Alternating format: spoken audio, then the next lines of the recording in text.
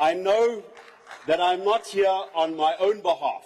In fact, I'm not even here on behalf of a single political party, but as the leader of a coalition. The partners in this coalition might have differences of policy, of personality, of emphasis, but what binds us together is stronger than what sets us apart. And in that sense, we're very much like the people of South Africa. The people of South Africa and our capital city have got more in common, more shared interest, shared values than we have that sets us apart. And it is this unity of purpose which I hope our coalition will represent.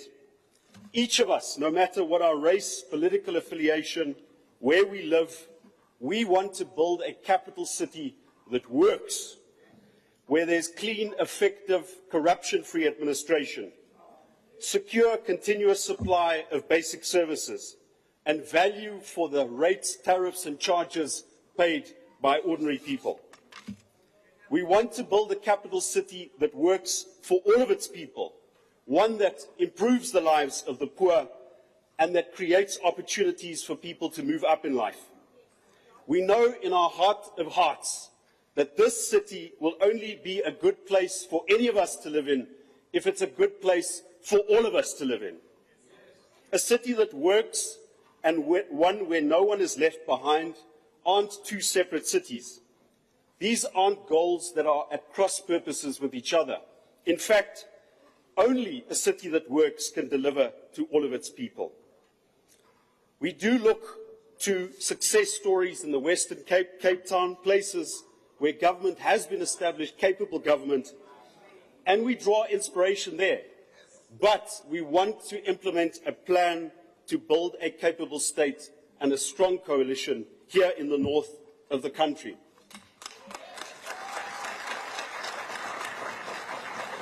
But, councillors, this vision is only possible if, in the next few months, Tshwane avoids the fate of so many other municipalities in this country.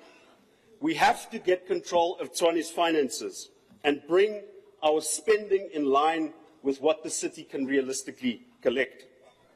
This is as an important task as responding to the findings of the Auditor General and building up the financial controls that have been broken down or that have never existed. In the past 3 years, this city has faced a combination of factors that has had a devastating impact on our finances and on the financial recovery that we've embarked upon in the past decade. Excessive salary increases negotiated outside of collective bargaining and out of proportion to what is paid in other places. The COVID-19 lockdown, prolonged by national government, the unlawful intervention by the Gauteng provincial government, and of course, the devastating effect of permanent load shedding, destroying our infrastructure, driving vandalism and theft, reducing revenue, and encouraging residents not to pay for services. There has been zero compensation by national government for the effect of load shedding on local government. And so we have to talk to national government about these seismic shifts in our revenue system. To restore the balance between income and expenditure, Tshwane will have to make difficult decisions in the next few months. We have to return to the core mandate of local government and find affordable means to serve our constitutional mandate. We have to reduce our dependence on Eskom and find alternative ways of supplying our own electricity needs.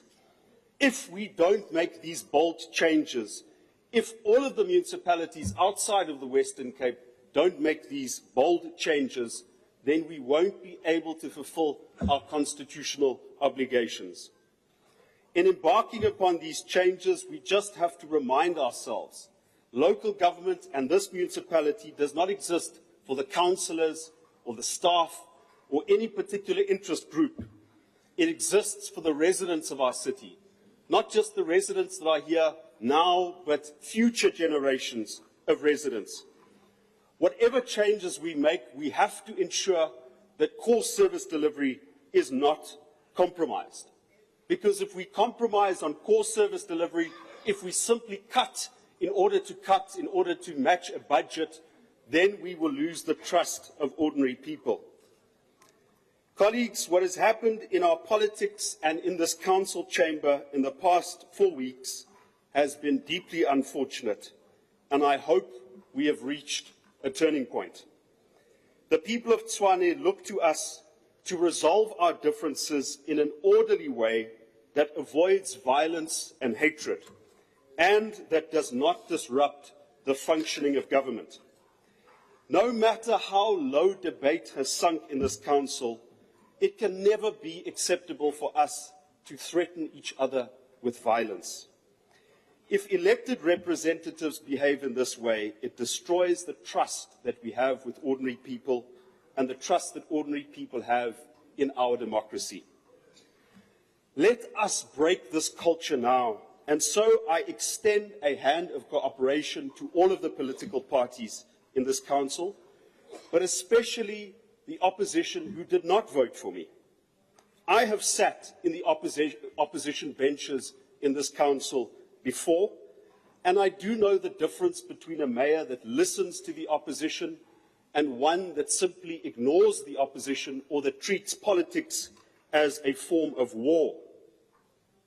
There might be time for battle, but there's also time for deliberation, for earnest debate, for empathy, and for cooperation. Each of us, no matter how politically warm-blooded we are, must love our city and our country more than we dislike each other.